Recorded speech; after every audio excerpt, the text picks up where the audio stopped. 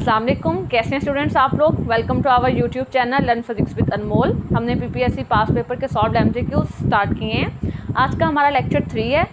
तो एमसीक्यूज है हमारे पास। First, the speed at which length of an object will become half of the proper length. ये relativistic mechanics में से हमारा एमसीक्यूज है।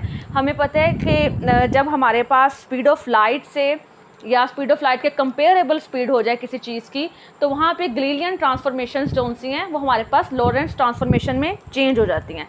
और वहाँ पे जो मेरे पास लेंथ कॉन्ट्रैक्शन का फार्मूला है वो फार्मूला मैं लिखती हूँ यहाँ पे। वो मेरे पास फार्मूला है L is equal to L naught, या आप इसको ओरिजिनल लेंथ को L नॉट कह दें या इसको L कह दें, इसको L प्राइम कह दें, नोटेशन से कोई फ़र्क नहीं पड़ता खास। तो L is equal to L naught square root of 1 minus v square over c square. ये मेरे पास लॉरेंट्ज ट्रांसफॉर्मेशन में लेंथ कॉन्ट्रैक्शन का फार्मूला है।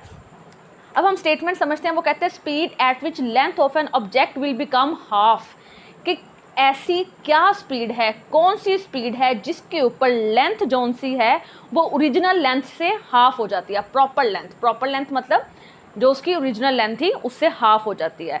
तो प्रॉपर लेंथ यहाँ पे L नॉट है। तो मेरे पास मैंने बताना है कि L जो मेरे पास L की वैल्यू है L नॉट ओवर 2, मतलब प्रॉपर लेंथ से हाफ हो जाती है किस स्पीड पे। तो ये स्पीड मैंने फाइंड करनी है। तो हम यहाँ पे इसको सॉल्व करते हैं। L की जगह L नॉट बाय 2 पुट करके यहाँ से हमने V निकाल लेना है। तो L की जगह क्या पुट किया हमने, L नॉट ओवर 2, ठीक है, क्योंकि हमारी जो लेंथ है वो प्रॉपर से हाफ हो गई है। That is equal to L naught square root of 1 minus v square over c square. L naught से L नॉट कैंसिल, तो मेरे पास दोनों तरफ अगर मैं स्क्वायर रूट लूँ तो यहाँ पे मेरे पास 2 का स्क्वायर 4 आ जाएगा और यहाँ पे बन जाएगा 1 minus v square over c square. ठीक है, अब मुझे v फाइंड करना है तो इसको थोड़ा सा रीअरेंज कर लेते हैं। V square over c square is equal to 1 minus 1 over 4। 1 minus 1 over 4 आपके पास क्या आ जाएगा, एलसीएम लेंगे 4 माइनस 1 3, तो 3 ओवर 4 आ जाएगा। ठीक है, अब मुझे क्या फाइंड करना है, मुझे इसकी स्पीड फाइंड करनी है। तो यहाँ से मेरे पास वी स्क्वायर किसके इक्वल आ जाएगा, 3 ओवर 4 इंटू सी का स्क्वायर। अब मुझे वी स्क्वायर नहीं बल्कि वी चाहिए, स्क्वायर रूट ले लेंगे तो v is equal to square root of 3 और 4 का स्क्वायर रूट क्या होता है 2, मैं डायरेक्ट लिख रही हूँ, और यहाँ पे क्या आ जाएगा c। तो मेरे पास ये आ जाएगी स्पीड की value v is equal to square root of 3/2 into c. ये वो स्पीड है जहाँ पे जो मेरी लेंथ है वो प्रॉपर लेंथ से इम्प्रॉपर लेंथ जो सी L है वो प्रॉपर लेंथ के हाफ हो जाती है। ओके, नेक्स्ट एमसीक्यूज भी मेरे पास रिलेटिविस्टिक मैकेनिक्स में से है। A pendulum has a time period of 3 second in an inertial frame. एक पेंडुलम है और इनर्शियल फ्रेम ऑफ रेफरेंस में जब हमने उसका टाइम पीरियड देखा तो उसका टाइम पीरियड था 3 seconds. What is the time period, हमने इसको अगर टी नॉट कह दूँ मैं तो हमने प्रॉपर टाइम, तो इम्प्रॉपर टाइम आपके पास हमने टाइम पीरियड कैलकुलेट करना है when measured by an observer moving with the speed of 0.9 c with respect to the pendulum। जब एक ऑब्जर्वर बाहर से किसी फ्रेम ऑफ रेफरेंस से उसको मेजर करता है पेंडुलम के टाइम पीरियड को, और वो जो ऑब्जर्वर है उसका जो फ्रेम ऑफ रेफरेंस है वो किस स्पीड से मूव कर रहा है, 0.59 c, ये उसकी स्पीड है जिससे वो मूव कर रहा है। तो उस टाइम हमने टाइम बताना है कि क्या टाइम होगा मेरे पास, उस पेंडुलम का टाइम क्या होगा। तो इसके अंदर भी हम क्या यूज़ करेंगे, लॉरेंट्ज ट्रांसफॉर्मेशन यूज़ करेंगे। और लॉरेंट्ज ट्रांसफॉर्मेशन की टाइम के लिए इक्वेशन मेरे पास क्या होती है, t is equal to t naught divided by square root of 1 minus v square over c square. ये मेरे पास लॉरेंट्ज ट्रांसफॉर्मेशन की इक्वेशन है। यहाँ से मैंने t की वैल्यू निकाल दी है, सिंपल हम वैल्यूज पुट करते हैं तो आपके पास आ जाएगा t is equal to t naught की क्या वैल्यू है 3 सेकेंड। टी नॉट मेरे पास वो टाइम है जब जो पेंडुलम है वो इनर्शियल फ्रेम ऑफ रेफरेंस में था, प्रॉपर टाइम भी से हम बोलते हैं, और divided by square root of 1 minus v की क्या वैल्यू है 0.59 सी। तो 0.59 सी का स्क्वायर, स्क्वायर पूरे पे आ जाएगा, सी का square divided by C square. इसको हम सॉल्व करते हैं तो मेरे पास क्या आ जाएगा, ये आ जाएगा आपके पास t is equal to 3 divided by square root of 1 minus 0.59 का स्क्वायर और c square divided by C square. C square से सी स्क्वायर हम क्या कर देंगे, कैंसिल कर देंगे। इसको मेरे पास ये क्या बन जाएगा, t is equal to 3 divided by square root of 1 minus 0.95 का स्क्वायर। जब आप इसे सॉल्व करेंगे तो मेरे पास आंसर आएगा 9.6 सेकेंड। ये मेरे पास कौन सा टाइम है, जब ऑब्जर्वर मूव कर रहा है with speed 0.95 c। Next MCQs भी मेरे पास इसी टॉपिक से है, लॉरेंस ट्रांसफॉर्मेशन से। Lorentz transformation equations reduce to Galilean transformation equations when. Lorentz के जो इक्वेशंस हैं वो ग्लीलियन की इक्वेशंस में कब ट्रांसफॉर्म होती हैं, तो हम देख लेते हैं कि मेरे पास लॉरेंस की जो 3 इक्वेशंस हैं, लेंथ कॉन्ट्रैक्शन की, टाइम की, ये क्या इक्वेशंस थी। तो अभी हमने 2 को यूज़ भी किया था। टी की मेरे पास टाइम की जो इक्वेशन है, t is equal to t naught divided by square root of 1 minus v square over c square. और जो मेरे पास लेंथ की है, L is equal to L naught into square root of 1 minus v square over c square. ये 2 हमने last में use भी किए हैं, तो इन्हीं को देख के चलते हैं। तो मेरे पास अगर v लेस देन c हो जाए, मतलब जो स्पीड है वो स्पीड ऑफ लाइट से बहुत कम हो जाए, तो हम v को क्या कर देते हैं, अप्रॉक्सीमेटली 0 कर देते हैं। ठीक है, c के मुकाबले में क्या हो गया, कि 0 हो गया है। तो जब हम दोनों पे आप देख सकते हो v की जगह 0 पुट करेंगे, तो मेरे पास क्या बनेगा, t naught divided by square root of 1 minus 0, 0 over something 0, 1 minus 0 1, तो आपके पास t is equal to t naught, यानी कि जो आपके पास लॉरेंट्स और ग्लीलियन की ट्रांसफॉर्मेशन है वो दोनों इक्वल हो गई हैं। हम ये भी कह सकते हैं कि लॉरेंट्स की ट्रांसफॉर्मेशन इक्वेशन ग्लीलियन की ट्रांसफॉर्मेशन में रिड्यूस हो गई हैं। तो इसका मेरे पास राइट आंसर क्या है कि when speed is very low या when speed is very less than the speed of light, उस टाइम लॉरेंट्स की ट्रांसफॉर्मेशन इक्वेशन रिड्यूस हो जाती हैं ग्लीलियन ट्रांसफॉर्मेशन इक्वेशंस में। नेक्स्ट एमसीक्यूज मेरे पास कैपेसिटर्स में से है। कैपेसिटर्स, इससे पहले हमने रेजिस्टेंस को देखा था सीरीज़ में और पैरेलल में फर्स्ट लेक्चर में, तो उसको आप देख सकते हैं। या अब मेरे पास कैपेसिटर्स हैं C1 less than C2 less than C3 less than C4। ये 4 कैपेसिटर्स हैं, आर कंबाइंड इन सीरीज़, और इनको हमने सीरीज़ में कंबाइन किया है। The equivalent capacitance for combinations, इनकी इक्विवेलेंट कैपेसिटेंस क्या होगी। तो मेरे पास, मुझे पहले इक्विवेलेंट कैपेसिटेंस का जो फॉर्मूला हमने पढ़ा है, सीरीज़ में अगर कैपेसिटर्स हों तो 1 over C equivalent that is equal to 1 over C1 plus 1 over C2 plus 1 over C3 plus 1 over C4। ये फार्मूला आपने पढ़ा है। अगर मुझे कैपेसिटर्स की वैल्यू गिवन हो, फिर भी हम इतनी लंबी कैलकुलेशंस में नहीं जाते हैं, इतना टाइम नहीं होता। तो आपने ये बात याद रखनी है कि जब भी जो कैपेसिटर्स हैं वो सीरीज़ में लगाए हुए हैं, सीरीज़ में जब कैपेसिटर्स लगाए हैं तो इक्विवेलेंट कैपेसिटेंस हमेशा जो सबसे कम कैपेसिटर है उससे कम होगी, यानी कि C इक्विवेलेंट फिर लेस देन होगा C1 से। इन चारों कैपेसिटर में सबसे कम कैपेसिटेंस किसकी है, C1 की, तो इक्विवेलेंट फिर C1 से कम होगी। ये बात आपने याद रखनी है। इसी तरह अगर ये चारों कैपेसिटर्स मेरे पास सीरीज़ की बजाय कहाँ पे लगे हुए हैं, पैरेलल में अगर लगे हुए हैं, अगर सीरीज़ की बजाय ये पैरेलल में लगे हैं, तो पैरेलल में मेरे पास क्या फार्मूला होता है, ये था सीरीज़ के लिए, और पैरेलल में मेरे पास फार्मूला होता है C equivalent is equal to C1 plus C2 plus C3 plus on, जितनी भी आपके पास लगी हुई है, कि मेरे पास किसका फार्मूला है, पैरेलल के लिए फार्मूला है। तो पैरेलल के लिए आपने बात याद रखनी है कि इक्विवेलेंट कैपेसिटेंस की जो वैल्यू है, इक्विवेलेंट कैपेसिटेंस की वैल्यू जो मेरे पास जितने भी कैपेसिटर जुड़े हैं उनमें से जो सबसे हाईएस्ट वैल्यू है, यहाँ पे आप देख सकते हो सबसे ज़्यादा किसकी वैल्यू है, C4 की वैल्यू है। तो इक्विवेलेंट कैपेसिटेंस की वैल्यू C4 की वैल्यू से हमेशा क्या होगी, ग्रेटर होगी। ये बात आपने याद रखनी है। जितने भी नंबर ऑफ कैपेसिटर जुड़े हैं उनमें से जो सबसे ज़्यादा कैपेसिटर की वैल्यू है उससे ज़्यादा होगी इक्विवेलेंट कैपेसिटेंस इन पैरेलल, जब वो पैरेलल में जुड़े हुए हैं। जब वो सीरीज़ में जुड़े हैं तो सबसे कम जो कैपेसिटेंस है उससे कम वैल्यू होगी इक्विवेलेंट कैपेसिटेंस की। और जो मेरे पास रेजिस्टेंस की अगर मैं बात करूं तो उसके इक्विवेलेंट रेजिस्टेंस का फार्मूला भी इनसे ऑपोजिट है और कंसेप्ट भी बिल्कुल कैपेसिटर से ऑपोजिट है, उसको हमने फर्स्ट लेक्चर में डिस्कस किया था। नेक्स्ट एमसीक्यूज है मेरे पास एफएससी पार्ट 1 फिजिक्स में से है, स्लोप का बेसिक कॉन्सेप्ट है ग्राफ्स में से। Slope of work time curve gives, आपके पास वर्क टाइम की जो स्लोप है वो हमें क्या देती है। तो सबसे पहले हमें पता है स्लोप किसके इक्वल होती है, स्लोप इक्वल होती है tan थीटा के, या इसे हम कहते हैं कि ये मेरे पास परपेंडिकुलर ओवर बेस के इक्वल होती है। ठीक है, तो मेरे पास अगर मैं वर्क टाइम कर्व की बात करूं तो मैं हॉरिजॉन्टल एक्सिस पे क्या लूँगी, टाइम लूँगी, और वर्टिकल एक्सिस पे क्या लूँगी, वर्क लूँगी। तो मेरे पास कोई भी सपोज कर्व है वर्क टाइम ग्राफ की, मुझे क्या फाइंड करनी है, इसकी स्लोप फाइंड करनी है। तो स्लोप मेरे पास फिर किसकी इक्वल होगी, स्लोप अभी मैंने क्या कहा, परपेंडिकुलर ओवर बेस के। परपेंडिकुलर में क्या आ रहा है, वर्क, और बेस में क्या आ रहा है, टाइम।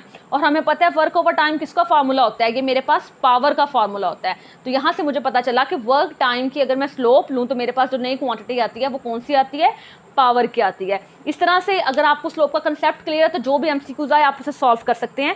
जैसे अगर इसी एमसीक्यूज की स्टेटमेंट को चेंज करके वो पूछते कि स्लोप ऑफ वर्क टाइम की जगह वो कह दे कि आपके पास velocity time, slope of velocity time क्या देता है हमें।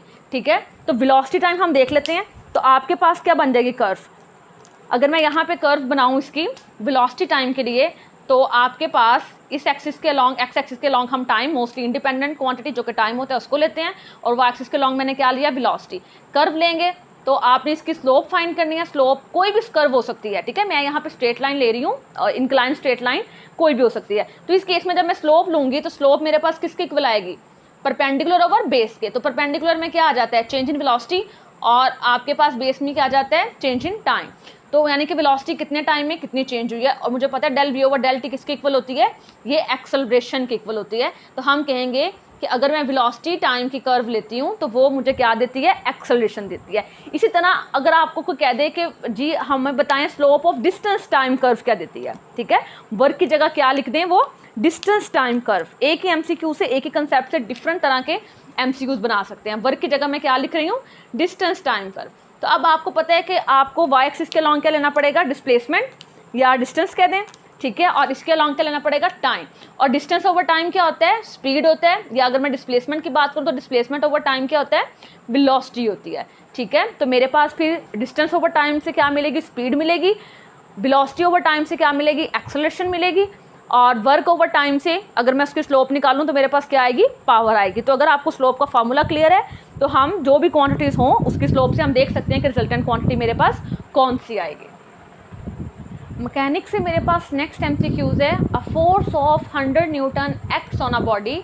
100 न्यूटन की फोर्स एक बॉडी पे एक्ट हो रही है फॉर 0.01 सेकंड, बहुत ही शॉर्ट इंटरवल है, 0.01 सेकंड इंटरवल के लिए 100 न्यूटन फोर्स एक्ट हो रही है, and change its velocity from 10 metre per second to 20 metre per second. और उस बॉडी की वेलोसिटी को उसने चेंज किया है 10 मीटर पर सेकंड से 20 मीटर पर सेकंड से। What will be the impulse, तो इम्पल्स क्या होगी, तो इम्पल्स का फॉर्मूला मेरे पास क्या होता है, impulse is equal to F average multiply by time T.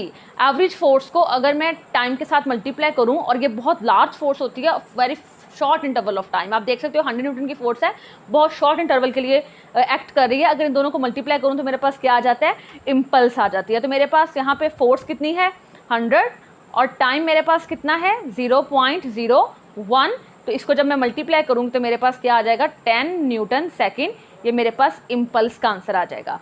तो इम्पल्स कौन सी है आपके पास, वो अगर तो बॉडी रेस्ट पे है तो इम्पल्स नहीं होगी, लेकिन अगर बॉडी मूव कर रही है तो इम्पल्स हो भी सकती है और नहीं भी हो सकती है, डिपेंड करता है कि बॉडी कैसे मूव कर रही है, यूनिफॉर्म वेलोसिटी से मूव कर रही है या नॉन यूनिफॉर्म वेलोसिटी से मूव कर रही है। तो आप देखो यहाँ पे बॉडी जो सी है वो यूनिफॉर्म वेलोसिटी के साथ मूव कर रही है। What day is a unit of, ये मेरे पास नेक्स्ट एमसीक्यूज है, अक्सर आ जाता है what day is a unit of या किलो वॉट और इज अ यूनिट ऑफ। तो बच्चे क्या करते हैं, वॉट देखते हैं और डायरेक्ट किस पे लगा देते हैं, पावर पे लगा देते हैं। लेकिन आपने ये बात याद रखनी है कि जब भी मेरे पास पावर के साथ टाइम का यूनिट, डे भी टाइम का यूनिट है और भी टाइम का यूनिट है, जो भी मेरे पास टाइम का यूनिट पावर के साथ मल्टीप्लाई हो रहा है तो वो किसका यूनिट बनेगा, एनर्जी का यूनिट बनेगा। कैसे, मुझे पता है पावर किसके इक्वल होती है, वर्क ओवर टाइम के इक्वल होती है, ठीक है। तो यहाँ से मुझे पता है कि पावर का यूनिट क्या होता है, वाट, और वर्क का क्या होता है, वर्क का मेरे पास जाउल होता है, और टाइम का क्या होता है, सेकंड होता है। तो जब मैं वाट के साथ सेकंड को मल्टीप्लाई करूंगी तो मेरे पास क्या आएगा, जाउल आएगा। इसी तरह आप यहाँ से देख सकते हैं कि पावर को जब मैं टाइम के साथ मल्टीप्लाई करूंगी तो मेरे पास कौन सी क्वांटिटी आ रही है, वर्क आ रही है। तो जब भी आपके पास पावर के यूनिट के साथ टाइम का कोई भी यूनिट, ये एसआई यूनिट तो नहीं होगा लेकिन ये यूनिट तो किसका है, एनर्जी का ही है। तो आपने बात याद रखनी है कि वाट डे भी किसका यूनिट है, ये भी एनर्जी का यूनिट है, और किलोवाट आवर भी किसका यूनिट है, ये भी एनर्जी का यूनिट है, क्योंकि यहाँ भी मेरे पास पावर के साथ क्या ऐड हो रहा है, क्या मल्टीप्लाई हो रहा है, यूनिट ऑफ टाइम। किलोवाट क्या है, किलो प्रीफिक्स है, किलोवाट ये मेरे पास एक पावर का बड़ा यूनिट है एज कम्पेयर टू वाट, और क्या है, टाइम। तो ये भी दोनों मल्टीप्लाई होंगे तो क्या बनेगा मेरे पास, एनर्जी। लेकिन अगर पूछा जाए kilowatt is the unit of, तो किलोवाट, बच्चे ये कंफ्यूज हो जाते हैं स्टेटमेंट देखे बगैर, kilowatt is unit of energy. Kilowatt अगर केला आ रहा है तो ये पावर का यूनिट है, लेकिन वाट से बड़ा यूनिट है, साथ फिर फिक्स लग रही है 10⁻3। तो किलोवाट किसका यूनिट होगा, पावर का, लेकिन किलोवाट और वाट डे किसका यूनिट होगा, एनर्जी का यूनिट होगा। नेक्स्ट एमसीक्यू है मेरे पास, a car of mass 200 kilogram travelling at 30 metre per second. आपके पास एक कार है और उसका मैस मेरे पास गिवन है, कितना मैस है, 200 किलोग्राम, और वो ट्रैवल कर रही है with speed of 30 metre per second, यानी कि जो उसकी इनिशियल स्पीड है वो कितनी है 30 मीटर्स पर सेकेंड। और वो हिट करती है किसी ट्री के साथ, किसी दरख्त के साथ, और वो दरख्त के साथ टकराने के बाद कार की स्पीड क्या हो जाती है 0 हो जाती है and is brought to rest, यानी कि उसकी फाइनल स्पीड क्या हो गई है 0 हो गई है। What is the average force, हमने एवरेज फोर्स फाइंड करनी है।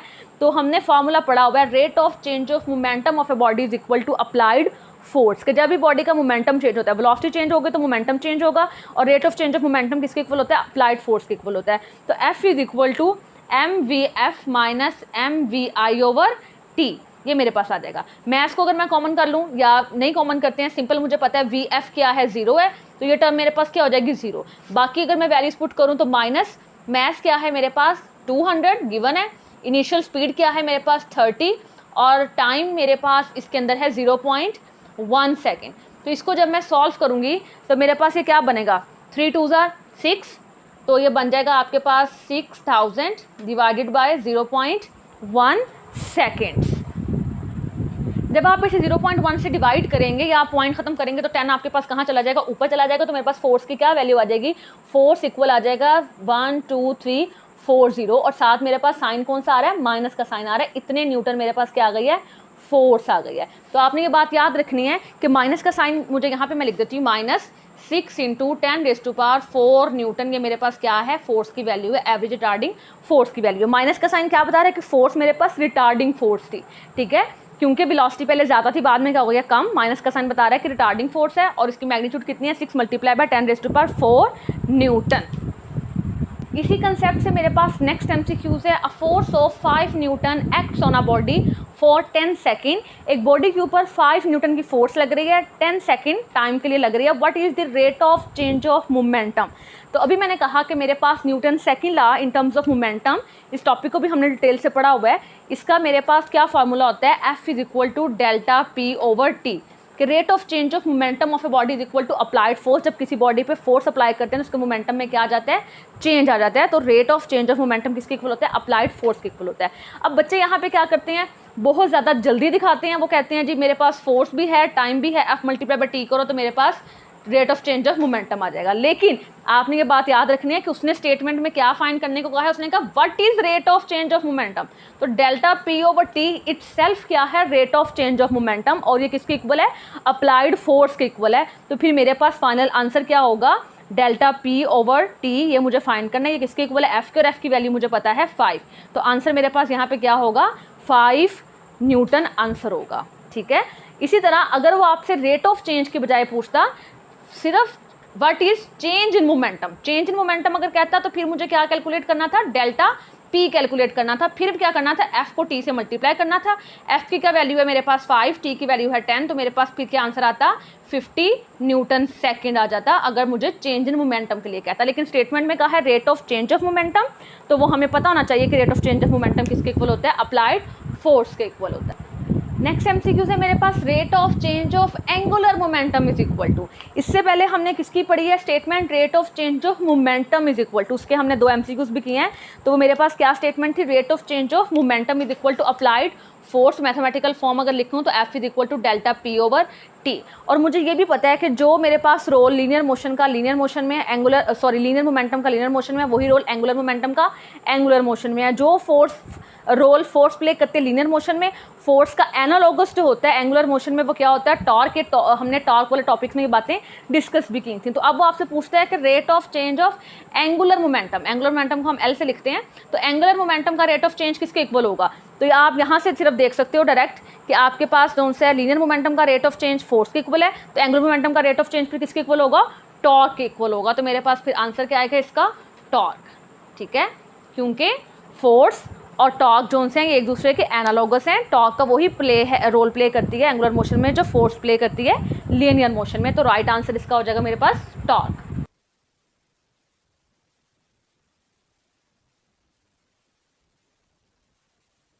Displacement time graph of 2 bodies A and B are straight line inclined at 30 degree and 45 degree. मेरे पास डिस्प्लेसमेंट टाइम ग्राफ है 2 बॉडीज़ का, ए और बी का, और वो इंक्लाइंड लाइंस हैं, इंक्लाइंड स्ट्रेट लाइंस हैं, 30 डिग्री और 45 डिग्री का एंगल बना रहे हैं। जो इन्फॉर्मेशन है उसको हम यहाँ लिख लेते हैं कि मेरे पास डिस्प्लेसमेंट टाइम ग्राफ है और जो एक बॉडी ए है, लेट्स सपोज ये इसकी लाइन है VA और ये कितना एंगल बना रही है, इंक्लाइंड स्ट्रेट लाइन है, 30 डिग्री एंगल बना रही है विद एक्स एक्सिस। और सेकंड जो मेरे पास बॉडी है B बॉडी, वो उसकी भी स्ट्रेट लाइन है लेकिन जो एंगल उसका बन रहा है वो कितना बन रहा है 45 डिग्री। तो वो कहते हैं कि हमने क्या बतानी है, रेशो ऑफ वेलोसिटी बतानी है। तो इससे पिछले एमसीक्यूज़ में हमने देखा है कि अगर मेरे पास डिस्प्लेसमेंट टाइम ग्राफ हो, इसकी मैं स्लोप फाइंड करूँ तो मेरे पास क्या आएगा, वेलोसिटी आएगी। और स्लोप मेरे पास किसकी इक्वल होती है, tan थीटा की इक्वल होती है। तो मुझे क्या चाहिए, सिंपल tan थीटा निकालना है, थीटा मेरे पास है। तो अगर मैं वेलोसिटी की बात कर रही हूँ A की, तो मुझे A वाले की स्लोप निकालनी है, यानी कि tan 30 डिग्री। A के जो आपके पास क्या एंगल है 30 डिग्री है। इसी तरह अगर मुझे B की वेलोसिटी निकालनी है तो क्या करना पड़ेगा मुझे, tan 45 डिग्री। और मुझे इनकी रेशो चाहिए, तो रेशो हम सिंपल कैसे लेंगे, VA ओवर VB that is equal to tan 30 degree over tan 45 degree. तो आपके पास tan 45 1 होता है और tan 30 क्या होता है 1 ओवर स्क्वायर रूट ऑफ 3। तो यहाँ से फिर आपके पास क्या आ जाएगी, रेशो ऑफ वेलोसिटी आ जाएगी दो बॉडीज़ की 1 ओवर स्क्वायर रूट ऑफ 3। इसी एमसीक्यूज़ को वो थोड़ा सा घुमा के इस तरह भी पूछ सकता है, एंगल चेंज कर दे, या आपके पास डिस्प्लेसमेंट टाइम की जगह क्या लिख दे, वेलोसिटी टाइम ग्राफ। डिस्प्लेसमेंट की जगह क्या लिख दे, वेलोसिटी टाइम ग्राफ। और आपके पास दो बॉडीज़ ने A एंड B और इंक्लाइन कर रही हैं 30 और 45 डिग्री पे। आपने क्या फाइंड करना है, ratio of their acceleration find करनी है। तो हमें पता है कि अगर वेलोसिटी टाइम ग्राफ की स्लोप निकालेंगे तो क्या आएगा, एक्सेलरेशन आएगा। तो सिंपल हम इसी तरह से सॉल्व करेंगे तो मेरे पास एक्सेलरेशन की रेशो भी आ जाएगी। तो